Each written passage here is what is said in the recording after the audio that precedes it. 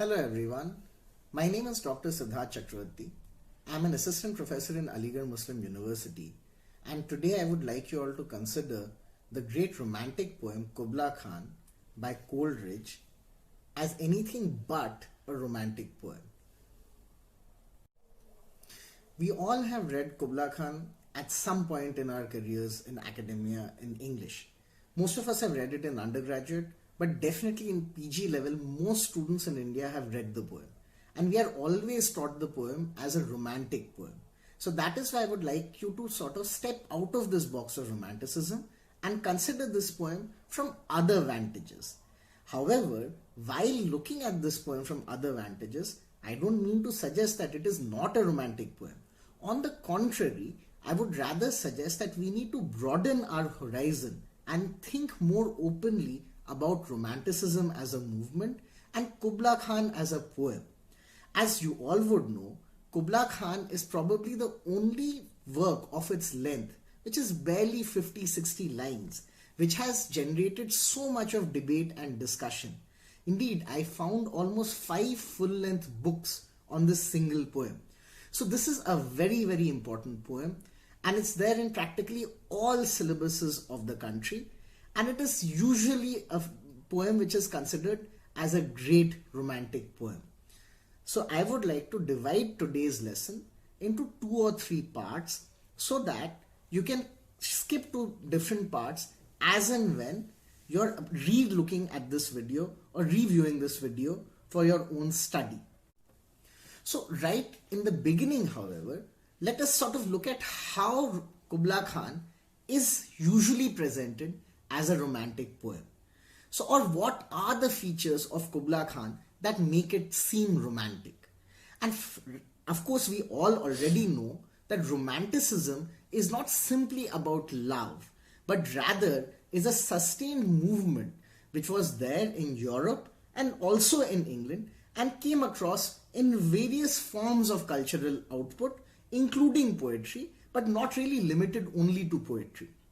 So you would also have romantic plays, you would also have romanticism in music, and you would have romanticism in paintings. However, there is some sort of a romantic connection in a love sense as well throughout the poem of Kubla Khan. So, but we are going to look at firstly what are these features that are sort of compelling us to think of this poem as a romantic poem. And where better to begin but to look at the definition of Romanticism as given by Wordsworth in his lyrical ballads. So as you would have already sort of guessed, we are going to look at how Wordsworth's own ideas of Romanticism fit into this poem. So in the very beginning, we are told that Romanticism is a return to nature.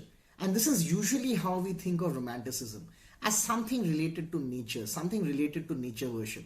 So does this poem really talk about nature? Does this poem have nature? And of course, usually what we say is that yes, there is nature. There is this entire stream. There are these forests. There is this garden. There's this entire movement of the water that mimics the movement of poetry from within the soul of the poet coming out and manifesting itself in its written form. So this is usually taken as condition enough that there is nature in this poetry. Or for that matter, it is usually said that there is something about common people. There's something about common people in romantic poetry. It's written in common language, in ordinary language. And yes, we do find common people in this poetry as well, although it's about Kubla Khan. So there is this damsel with the dulcimer who's there in Abyssinia, who's an ordinary person, who does inspire poetry in another ordinary person later on. So we do have ordinary people who are there in the ambit of this poem, although it is named after a despotic king. The third thing about this poem, which brings it into the realm of Romanticism, arguably, is the quotient of imagination.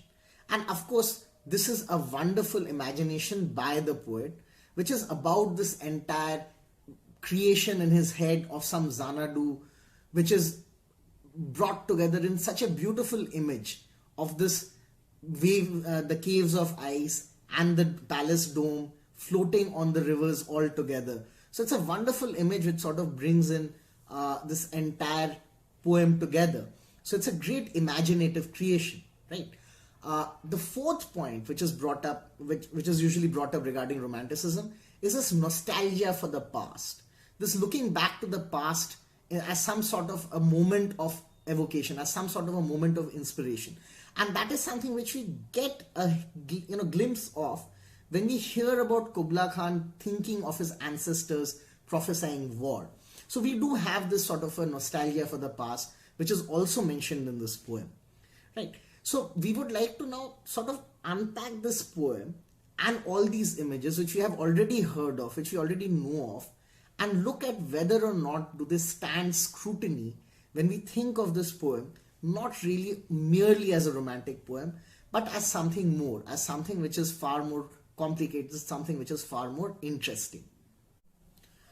So the very first thing which brings us to some sort of a question regarding how romantic this poem is when we hear the word Xanadu, and right after that we get Kubla Khan. And possibly we already are sort of wondering what is this Kubla Khan figure doing in this poem. So the romantic view, of course, is that Kubla Khan is this great splendid king.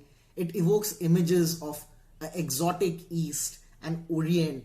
But by now, as Indian students at the very least, or at least students who are not really white, not really coming from Europe, not really English speaking per se, but rather people who are reading English because of a colonial heritage or because of some other influence in that sense, are already suspicious, because Kubla Khan does not really belong to a romanticism of the West. Kubla Khan equally belongs to an Oriental view of the East. So all of a sudden we look at somebody who we view in various ways in various countries outside the colonial West, but we already are sort of thinking of this person as an exotic grand figure, which we may not all agree with. So for example, we know that Kubla Khan was a despot. We know that Kubla Khan was somebody who was involved in possibly the conquering of many nations and the killing of many people. We already know that Kubla Khan would have varying sort of receptions across countries, whether it's China, whether it's India, whether it's Central Asia, or whether it's Iran. So how do we really view this figure of Kubla Khan in already from our shared imaginations, already from our shared memories or histories, and the way in which it would be viewed from in the West, in the colonizing West, would be very different. However, the real point is that Kubla Khan is right now being evoked as some sort of a mythic great builder, which is not how we would view Kubla Khan perhaps in the East at all. We would remember Kubla Khan rather as one of the great Mongols who was also instrumental in the destruction of many cities, of many civilizations. So it would be a rather mixed heritage when it comes to viewing somebody like Kubla Khan, the moment you resituate him in a different context from colonizing 18th century England. So now how exactly do we proceed with reading this poem? So there is Xanadu, and Xanadu, as we would sort of guess, is an anglicization of Kubla Khan's capital, which is which would be located in Mongolia, and we have to now understand that there is this creative spirit which is being imbued in Kubla Khan in relation with nature, which we have to also unpack. So we have the river Alf, and Alf is a very interesting name for a river, because Alpha is also the first letter of the Greek alphabet. So almost like this is the source, almost like this is the sacred source of knowledge, which is how the river is going to sort of come out of the earth and then sort of be forced out for that moment, meander its way through these 5 miles of gardens, and then again sink into this sunless sea. So we have to sort of understand that Alf is a very significant name, and we also have to understand that this bringing out of the river Alf, the beginning of the alphabet, the beginning of imagination perhaps, of poetry perhaps, by Kubla Khan, also links Kubla Khan with the entire spirit of exemplastic imagination, which is central to Romanticism. So by exemplastic imagination, we mean the creative power of imagination. How imagination creates, how imagination allows authors, how imagination allows painters, sculptors, musicians to create new things, architects, and in this sort of a creative sympathetic milieu, we find Kubla Khan is arrayed on the same side as Samuel Taylor Coleridge, the poet of this poem. So both of them are similar in being creative. In other words, Coleridge is sort of placing himself on the same side as Kubla Khan, who we are already suspicious of as a tyrant, as somebody who's a conqueror of nations, and many, many other things. So now, how do we look at this action of the creation of Kubla Khan vis-a-vis nature? And this, I think, is the more interesting question when we come down to the relation of nature and Romanticism. So in here, Kubla Khan creates a sort of a pleasure garden. So first, of course, he creates his pleasure dome, which is a palace, and then he creates this pleasure garden, which is built by creating walls. And we all know who creates walls. We all know cultures who have created walls, and we all know why walls are created, right? Walls are not symbols of openness, of movement, of liberty. Walls are symbols of enclosement, symbols of repression, symbols of closing off, rather than a symbol of liberty or of some sort of openness and movement. So we have to now sort of understand that when these walls are being built, what is also happening is that the nature is being immediately encapsulated. It's being immediately covered in. It's being hemmed in. It's being sort of transformed as well. Because the only trees which are sort of allowed within this great enclosement of 10 miles of fertile ground, which are sort of almost like a prison with towers and walls have been sort of, captured in, are those which are good for a garden. So we have gardens bright with sinuous rills. So gardens which are bright with flowers, with intertwining vines which are beautiful and pleasing to the eyes, or trees which are incense bearing. And this is also very important because these trees are profitable to grow.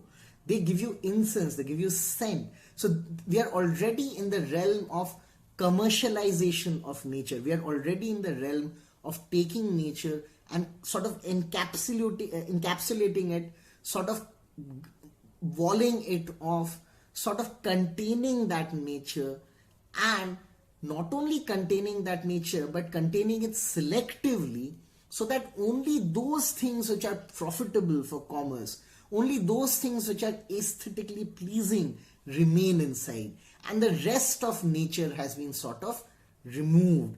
All the dangers of nature, all the beautiful animals and all the like the tiger of Blake will no longer find place in this garden. This is already a created artificial man-made space. So this nature on closer inspection is no longer the nature which we associate with Romanticism per se. This is already a nature which has changed. This is already a nature which has been closed off. Further, as we sort of move on, we sort of realize that the coming out of this river, the river which was underground, the subterranean sacred river Alph, which is the beginning of all of imagination, which is the beginning of the alphabets, which is the beginning of language, which is the beginning of speech, of imagination, that too has been forced out. It has been sort of made to come out. A mighty mountain momently was forced, amidst whose swift, half-intermittent burst, huge fragments vaulted like rebounding hail, or chaffy grain within the thresher's flail. And midst these dancing rocks at once and ever, it flung up momently the sacred river. So this river is also not something which has naturally appeared coming out in that meandering motion. It has been forced. So we are already in some sort of a conflict between man-made and artificial and nature, the natural raw nature. So obviously the nature of Kubla Khan, or the creation of Kubla Khan, is not as natural as you would want it to be, or as Romanticism would, sort of want it to have been in that sense. It already has a artificiality to it. It is already man-made. So this is the second part. But the third part is, and this is also important, because Romantics keep on talking about how whatever they are writing must be in natural speech. It must be in the speech of ordinary people. It must be in the speech that common people use in a day-to-day way. But we are already sort of confused, because what is Xanadu? What is Kubla Khan? What is Alf? What is the Mount Abora, which does not exist anywhere on a geographical map? So where are these things coming from? And as students of English or students of poetry, we already know that these are illusions. And illusions are particular figures of speech which refer to some other text, which refer to some other thing. So this is already not natural speech. This is already speech which requires knowledge of some other text. So we cannot know about Xanadu and Kubla Khan and Mount Abora if we were not reading some other text. And this is obviously not for ordinary people. This is only for learned people to really understand, to really unpack, and really be able to take some meaning from.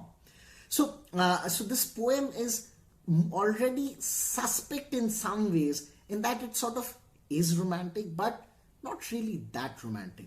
Is sort of moving away from the sort of ideas which Romanticism would like to put forward. But at this juncture, we should take a very short pause and move into a very important aspect of this poem, which is how this poem was created. Because this is very important to understand this illusion and to understand how this poem sort of comes together in this fashion.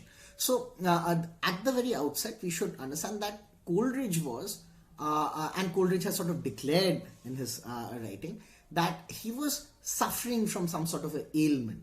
And for that ailment, he had taken a tincture of opium. Now, I know this sounds extremely aggravating for modern readers, because opium would be a drug, and you would already be thinking that, oh my God, this was a person who was heavily into drugs.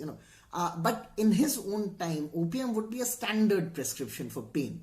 So under the influence of this opium, whether it was for a pain or whether for whatever reason, we find that Kubla Khan was, sort of came to him in a vision. And that vision itself was generated by Purchase's pilgrimage, which is a very, very important source of information regarding the East and the Far East, including India, which was available in England around the time when Coleridge would have been active. So Coleridge was reading about all these exotic, distant lands. He had had some opium for some pain, and in his sleep or in his reverie, he sort of comes up with this vision of Kubla Khan, of this vision of this pleasure dome, of this vision of this palace floating on the waves along with the sunny caves of ice. And this entire vision comes to him in a flash. And he wakes up, and that's how the story goes. And he wakes up because there's a knocking on the door. And that knocking on the door is from a man from Porlock. And that is probably the most famous thing about that town, Porlock, because nobody knows anything else about it. But this man from Porlock turns this town into literary history, because that interruption is what is going to generate the debate whether Kubla Khan is a fragmentary poem or is it a poetic whole. So the man from Porlock comes for some inconsequential work, knocks on the door of the cottage where Kubla Khan is in his reverie, having had his opium, thinking of Kubla Khan, having these great visions, and all of a sudden we find that vision has been broken. Now he cannot remember the rest of the fragment, or so the story goes. And then he writes out the rest of the poem.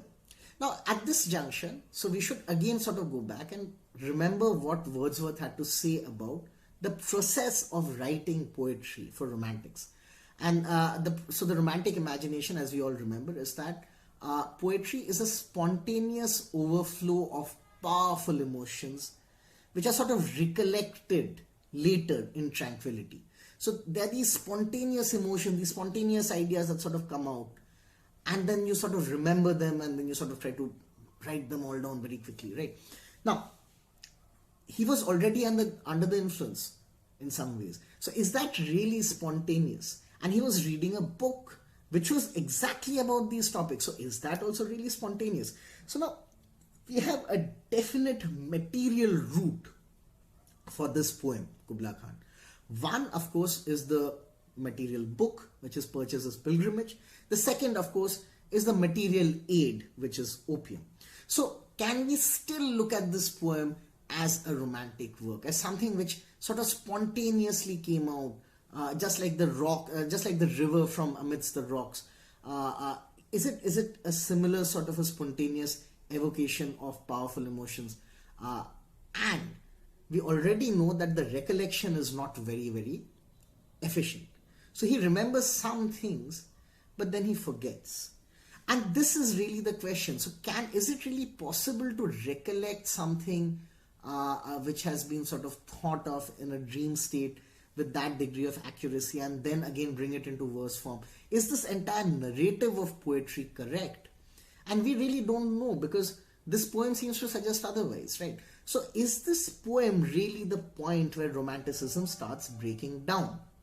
That is the question. So I'm making a very different and a rather wild sort of a suggestion. What I would like to suggest is that Kubla Khan can be read as well as a metaphysical poem. And sort of hear me out before you sort of dismiss this as some sort of a wild flight of fancy. So what do we know about metaphysical poetry? So the first thing we know is that metaphysical poets are sort of very interested in discoveries. They're very interested in the coming, the latest science, the latest ideas of geography, the latest ideas of knowledge. And they sort of want to bring that in when they're talking about their poetry. The second thing that we know about metaphysical poets, and this is probably the more famous one, is that metaphysical poetry employs conceits. And what are conceits? Conceits are detailed metaphors. They're detailed comparisons. So a metaphor, of course, is a comparison. Or they use detailed similes, which are also, of course, comparisons. Metaphors don't use as or like, and similes use as or like. But they're essentially detailed comparisons which bring together almost forcefully, almost like the yoking together of two wild bulls who are wanting desperately to go their own way. They bring together two wildly different ideas, two wildly different concepts together and present it as a single image or a single idea. And this bringing together of opposites, this is what defines metaphysical poetry. And we already know who the great metaphysical poets are, and we would have read John Donne, we would have read Herbert, we would have read Crashaw, Vaughan, we would have read Andrew Marvell to his Choir Mistress, again another very famous poem across many syllabi in the country. So now can we sort of locate something of this yoking together of opposites in Kubla Khan? So I would like to bring to your attention this particular stanza, and I'm reading out this little bit, which is: and amidst this tumult Kubla heard from far ancestral voices prophesying war. The shadow of the dome of pleasure floated midway on the waves, where was heard the mingled measure from the fountain and the caves. It was a miracle of rare device, a sunny pleasure dome with caves of ice. So I would like to bring this particular image to your attention and sort of ask, does this image of the sunny pleasure dome and the caves of ice mingling on the waves of this sacred river Alf, which has momentarily been forced up amidst the ancestral voices prophesying war, isn't this an amazing, amazing image of contradictions brought together in unity? Is this not an amazing, amazing image of so many different ideas, so many different views coming together in a single image. So can we not consider this poem to have some sort of a metaphysical virtue? And also, let's not forget, the entire thing has been written after reading a book about geographical discoveries, after reading a book about geographical travels. So is this entire poem not having certain metaphysical virtues as well? And immediately after this, we are sort of taken to Abyssinia, where we are taken to Mount Abora. And Mount Abora, as we all would know, is taken, again, it's sort of derived from Purchas's pilgrimage. And this mountain has a very interesting history, because this is the mountain where the Ethiopian kings kept their captives. It is based in history, it's based in a certain geography. So isn't this exploration of the world being brought into this poem? Isn't the times of the author in terms of discoveries, in terms of knowledge, being brought into this poem in some ways? So I'm arguing, or just for your consideration, does this poem not have metaphysical virtues as well? This brings us to the final bit of our analysis for today, which is regarding the ordinary verses which are presented in this poem. So what we have are three figures who can definitely be said to be relatively ordinary. The first, of course, is the poet persona, who sort of inserts himself with, "Could I revive myself within me, her symphony and song?" So this is the first ordinary person who sort of comes in, who's not a royalty or someone in that sense, a great person. The second person is this lady with the dulcimer, this Abyssinian lady. So Abyssinia is, of course, Ethiopia, and so we are talking about an African woman who's playing on a dulcimer. And lastly, we have somebody who has heard that music and has sort of heard that view. So this is, of course, again the poet persona coming back in all probability, although it's not really very clear in that sense.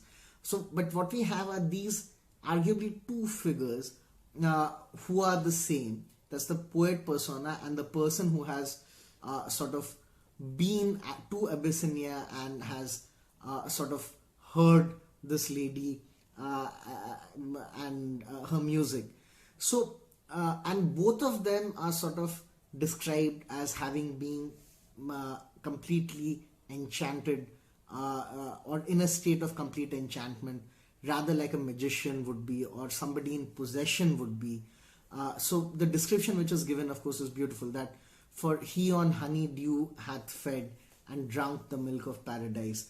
And of course, beware, beware his flaming eyes and his floating hair, his flashing eyes and his floating hair. So we have this wonderful description of somebody completely enchanted, somebody who's completely taken in by the beauty of that poetic process, the beauty of that creative process, of that exemplastic process, which imagination, of course, is somewhere there at the back of it all. However, how do we really look at this? Otherwise, I mean, if you sort of just take a step back, we sort of realize that all of these images are images which are designed to sort of evoke in the Western reader a sense of the exotic.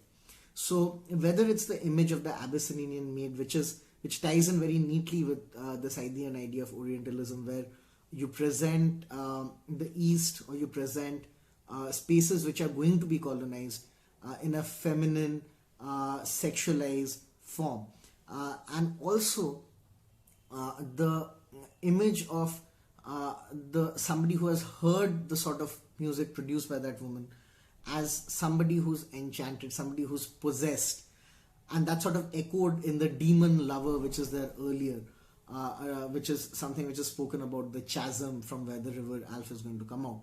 So if you sort of realize that this is us, that this is a description of people from the Orient, that's when these questions sort of they sort of change the hue. This sort of depiction changes hue, and we sort of start questioning as to what the poet is really up to, or the sort of images which the poet is evoking, are they appropriate in themselves. So the common people, the so-called common people in this poem, turn out to be exotic representations of people from the Orient, which is us. And therefore, we need to also now read this poem from a post-colonial perspective, and that is where I would like to sort of draw your attention to at the end of this short talk, is that we have to think of how the Orient is being represented as a land of great riches, whether the riches are subterranean rivers of poesy or of incense-bearing trees which can be sort of taken control of for the profit of the West. Whether it is simply the music of the Abyssinian woman or the woman herself, who's a sexualized object, which is an object to be desired and something to be sought after. So the poem sort of perpetuates certain ideas regarding the Orient. The poem sort of perpetuates certain ideas regarding the East, which the West sort of developed during that period or built up over that period, in order to also justify its narrative of a Western dominance and and a requirement for Western intrusion into the Orient for its own profit. So just to sort of recapitulate what we have already been talking about. So we've spoken about the poem as how it's usually seen as a romantic poem. Then we spoke about how the poem breaks out of romanticism, or sort of, there are certain notes in the poem which makes you question whether the poem really is romantic. And we spoke about how the poem talks about nature, how the poem talks about history, how the poem talks about people from various places. And I hope that this lecture will help you think, or rather it's not really much of a lecture, it's more of a talk. So I hope this talk would help you to rethink your approach to this seminal poem Kubla Khan, and will help you come up with better and more original writings regarding the poem Kubla Khan when you attempt questions on the poem, or if you decide to write more on the poem, or generally if you're thinking about romanticism in your courses, whether it's at the bachelor's or the master's level. So thank you for paying attention for this talk, and I hope that we'll get more chances to interact on similar platforms. So thank you, and all the very best.